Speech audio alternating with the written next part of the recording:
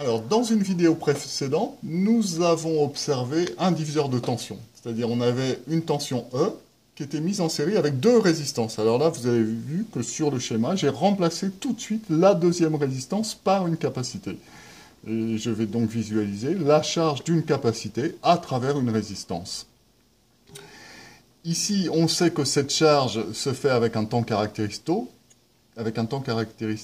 qui est égal au produit de la résistance par la capacité. Donc, mon circuit est ici. Hein, on voit ici que j'ai déjà effectivement remplacé la deuxième résistance par une capacité.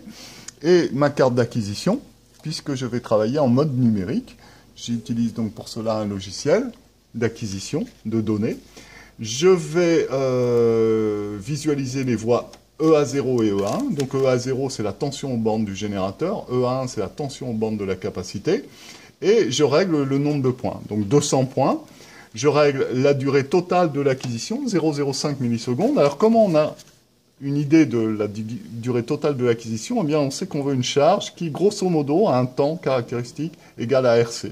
Comme je sais que j'ai une résistance de 1 kΩ, il faut que j'ai une idée de la valeur de ma capacité, ici 100 nanos, eh bien je sais qu'avec un temps de 0,05 millisecondes, c'est grosso modo le temps qu'il me faut pour avoir 95-96% de charge. On va le voir bientôt.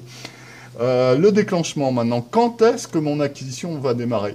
Eh bien, contrairement à la vidéo précédente où mon acquisition démarrait dès que j'appuyais ici sur la flèche, ici, je vais avoir une source de déclenchement. C'est-à-dire que l'acquisition ne va pas démarrer tout de suite, mais au moment où je branche, où je ferme cet interrupteur. Donc pour ça, on va déclencher sur le signal E1, sur un front montant, avec une tension à 0,5 volts.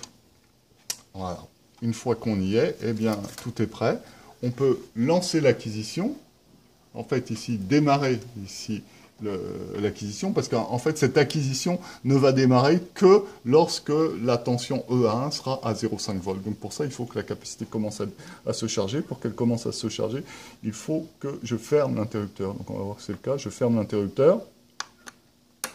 Voilà. Et on voit ici la charge de la capacité en rouge, avec la tension aux bornes du générateur en bleu. Donc, qu'est-ce qu'on fait à partir de là? Eh bien, on sait qu'à l'aide de la méthode 0109, je peux déterminer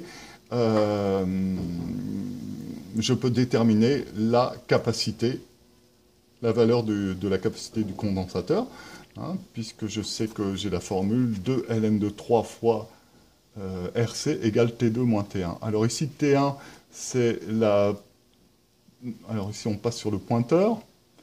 T1, ici, est à 0,5 volts, hein, normalement, puisque c'est le seuil de déclenchement. Donc ici, je vais mesurer T1, ici, à 200 nanosecondes. Hein.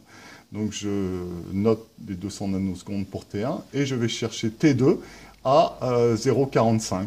Voilà, j'y suis, là, 0,45 volts, 23,2 microsecondes. Je fais la différence, T2 moins T1, je multiplie par 2 ln de 3, ça me donne le produit RC. J'enlève R, je mesure R à l'ohmmètre et je peux en déduire C. Hein, donc, à l'aide de ma formule 2 ln de 3 RC égale T2 moins T1, formule de la méthode 0109 qui permet de mesurer la capacité d'un condensateur. C'est donc bien ce que je cherchais à mesurer, la capacité de ce condensateur via la charge à travers une résistance de ce même condensateur.